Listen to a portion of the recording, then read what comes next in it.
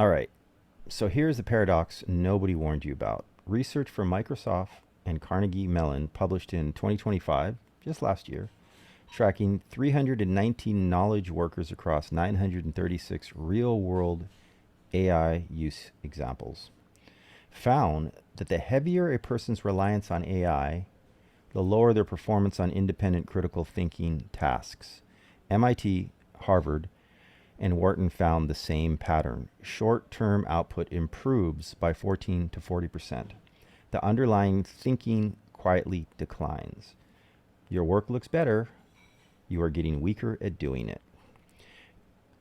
Well, I think this can apply to many things, but let's dig a little deeper. So the mechanism is specific, and once you understand it, you cannot unsee it. All right, so pay attention, guys. AI handles the routine cognitive tasks, the first draft, the analysis, the synthesis, the structuring of arguments. That is exactly what makes it valuable. But handling those tasks also removes the practice opportunities that build and maintain your judgment. You do not get to think through the problem because the tool has already thought through it for you. Over time, the muscle that does that work atrophies from disuse, leaving you unprepared, in the researcher's own words, when the exceptions arise.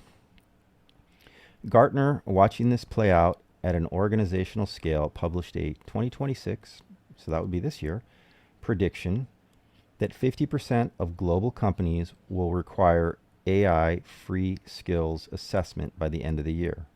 Not because AI tools are bad, because critical thinking and genuine creativity are becoming measurably rare, and organizations are starting to notice which employees still have them. So let's just think about things that kind of has the opposite effect that this is very similar to. Well, you could argue that welfare, that has, I know when I was young, my family was on it, and I remember all the people in the neighborhood, they just basically made do with what they got for free, and they just didn't bother to do anything else. And I remember a friend of mine, when we were living in Vegas, he got a big settlement. He was my best employee. And at the age of 25, his family owned land where there was a casino built, and him and a bunch of the kids, they got a certain amount of money as part of their inheritance when they hit 25, and it was around, I think it was around $3,500 to $4,000 a month. And he told me he loved his job. It was the best job in the world. He was my best employee. We were doing airbrush tattoos, so he was just socializing, talking to girls, real fun job in Vegas, in the casino, Circus, New York, New York. And he's like, I don't care that I'm getting this free money. I'm never going to quit this job. The day he got his money, last day I ever saw him. And I could give you tons of stories like this, but it's kind of how humans are. If something just does a better job or makes it easy for us, there's a lot of times a large percentage, I'm not going to say everybody, but a large percentage of people will they just will shut down and they won't bother. But we're going to get into more what you can do and things like that. So 3 things go first. Knowing which they are is the first step to protecting them. Independent judgment, the ability to assess a situation, weigh conflicting evidence, and reach a position without external scaffolding. Weakens when AI provides the scaffolding by default. You stop noticing that you used to build it yourself. Creative originality, the capacity to generate genuinely novel combinations of ideas, narrows when AI does the generating. Researchers found that workers using AI produce a less diverse range of creative outputs than those working alone. Your ideas start converging toward what the model thinks is a good idea because you have been asking the model what a good idea is. Tolerance for cognitive discomfort, the willingness to sit with a hard, unresolved problem until you have thought it through, shortens when relief is one prompt away, one question away, right? I mean, we all do it now, anybody that's using AI. The ability to stay in the difficulty is exactly where original thinking happens. AI makes leaving too easy. For a solopreneur, these 3 things are not soft skills. They are the product. The client is not hiring you to produce well-formatted output. They are hiring your judgment, your original perspective, your ability to see what others have not seen, outsource those completely, and you have not become more productive. You have become a more polished middleman between the client and a tool. Yes. So I personally have found that I am more creative, but I don't just have, I guess you could say, a task-based job where I just kind of do certain things and I kind of know exactly what I need to do and I can just kind of go, you know what, let me just see if AI can do it. I create videos. I use AI to help give me ideas, but I also feed it ideas. I don't just say scrape and come back with 5 ideas for a video. I say scrape for 3 ideas, but then I also want you to look and see if you can find something on, for example, longevity, escape velocity, and I want to dig into the mindset and the mindset of who would be against it. So I'm being creative about how I want to approach it, and then the AI basically will go out from there. Use a vibe coding software every day. I vibe code on Lovable and Claude Code, and I come up with ideas all the time, and I just get on there and I just say, hey, I have this idea for an app. What do you think? Can we do it? Can you? Well, what I'll do is I'll go with ChatGPT or Claude, and I'll do just the idea, and I'll kind of thresh it out, and I'll use my creativity, and then I drop it in there and I start, vibe coding. And then if I kind of go, you know what, this just doesn't seem like it's going to go anywhere, I just quit and I go on to the next thing. So I'm always sharpening my creativity. But you got to be like that, and you got to make that effort, That's really what it boils down to. It's the effort. I think, we're going to get into some tips on what you can do, but let's carry on a little bit. So here's the counterintuitive part. AI can make your thinking sharper, but only if you use it the way a boxer uses sparring. Well, sounds like this is exactly what I was talking about.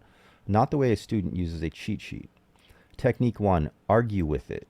Before you accept any AI output, produce your own position first, even a rough one. This is what I do all the time. I constantly go, what do you, this sounds dumb. I need you to be smarter. Like, I need you to go down this rabbit hole. And then I just use it doing the stuff that is tedious. But as far as the creative thinking, that still comes on top of me. Then put it against the AI's version and find where they disagree. The disagreement is the workout. You are not looking for the AI to be wrong.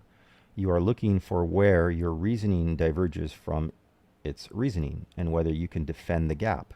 Technique number 2, ask what you missed. After you have formed a view on something, a client situation, a business decision, a piece of strategy, ask the AI to steelman the opposite position as forcefully as it can. This is a really good tip here. Because a lot of times, a lot of these AI models are very sycophantic, which means they kind of tell you what you want to hear. They want you to just feel good. So they'll tell you, oh, that's a great idea. Oh, you're right. Oh, yeah, absolutely. That's a much better idea. And it's almost like, don't insult my intelligence. Like, I need critical thinking here. But push back on me, cause me to, stay in the game here. Then write down your response to that steelman without AI assistance. You are training the judgment muscle against live resistance. Technique 3, the creative discard. Generate an AI version of whatever you are making, a concept, an article, a pitch, read it. Then close it and write your own version from scratch. All right, that's just probably not going to happen because you're talking about doing something that goes against the whole point of AI, which is time consuming. I'm not into doing something that's time consuming. I'm into finding ways where I can use my creativity and speed things up and stick with the whole purpose of AI, which is produce faster. None of this, no, I'm going to write it by scratch. That's dumb advice if you ask me. I mean, once in a while, just for the fun of it, if you like writing, but I hate writing. Can't stand it. Don't want to do it. Never wanted to do it. Back before AI, I just didn't do it. Using the AI output only as a thing to react against rather than a thing to refine, the gap between what the AI produced and what you produce is where your actual creative voice lives. Most people never find it because they start editing instead of starting over. I start over all the time. Technique 4, schedule AI free time. 1 session per week. No AI tools. A problem you care about. Your own thinking only, not as punishment, as maintenance. Elite athletes do not stop training the underlying physical capacity just because they have better equipment. Neither should you. Honestly, I think if you're going to use AI free time, save that for things like going for walks in the park, going for a jog, going, whatever, doing a sport that you like, you know, doing things that you shouldn't need AI. But if you're talking about working, well, I mean, who's on AI every second of the day? I mean, I sit with my thoughts in all the time, but when it comes down to making stuff happen quicker, faster, easier, I'm going to go to AI because after all, I'm looking for results, right? I want to get things done.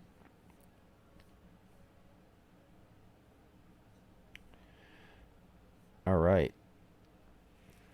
All right. So Gartner says half of organizations will be testing for AI free thinking by the end of this year. The market is beginning to put a price on the ability to think without assistance. The solopreneur who has kept that ability sharp, who uses AI as a sparring partner rather than a ghostwriter, who knows the difference between their thinking and the tool's thinking, who can still produce something genuinely original when the moment requires it. That person is not competing with AI.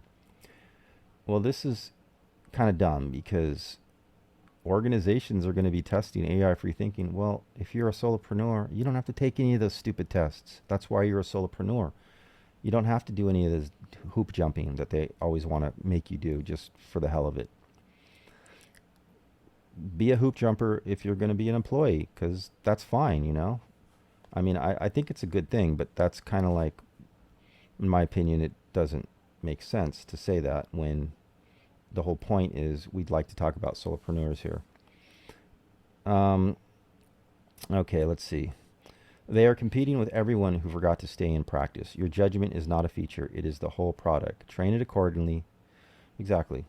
So make sure to subscribe, guys. So, this is a short one, but I think this is something that you should be thinking about. And you want to be doing things to keep your creative going, so that you will be a lot better on AI. I find that I love AI because it just allows me to do things that I just couldn't do before. Like I create apps all the time, and I have so many useful apps, and I don't sell any of them. It's just for my own purpose, and I can't find apps to do what I want them to do. And if you use a service like Lovable, or it's nice because you don't have to do any of the back end work. It does everything, and you can literally just publish it and start using it. Claude Code is great because you can kind of keep control of it on your own computer. You can connect it to a GitHub, but you got to be a little bit more technical to understand that. Whereas something like lovable.dev, you kind of just talk it through, and next thing you know, you're using it.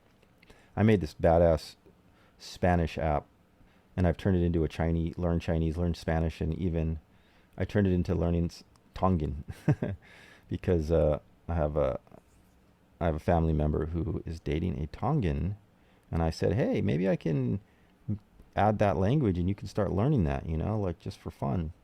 We're Polynesians, so nothing wrong with checking out some other Polynesian languages. Although I will say I do not speak any Polynesian languages. It just kind of seems like a waste of time because they're dead languages and you can't really use them if I'm going to spend the time and effort at my age. And that's one of the things that I'm going to do, and that's why I created that app. I want to eventually create a community for people that want to learn Chinese the fastest, easiest possible way it can be done. Anyways, I'll keep you guys updated on that. So just remember, if you don't use it, you will lose it, and that is true. And there we go. Yep, if you don't use it, you will lose it. And the funny thing is you can actually have a conversation with AI and say, hey, look, this is what I do, and I want to make sure that I'm doing things every day so that I'm not losing my creativity and losing my free thinking, but I want to also do it in a way that it actually makes my use with AI even better, faster, and more efficient. What can I do? Give me some ideas. Give me 15 ideas or 10 ideas, and then you narrow it down, and then you'll be surprised what you'll come up with, and then you give yourself a little short list. And it can be little things that you just spend 5, 10, 15, 20 minutes a day. Like I said, I go and I like to vibe code for, I don't know, sometimes an hour, sometimes half an hour.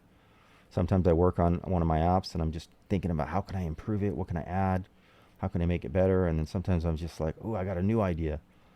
And then when I, you know, I don't, I, if I don't like it, I just delete it and it's on to the next thing. All right, guys. So until the next video, hit that subscribe button. We're going to keep hitting these subjects until the next video.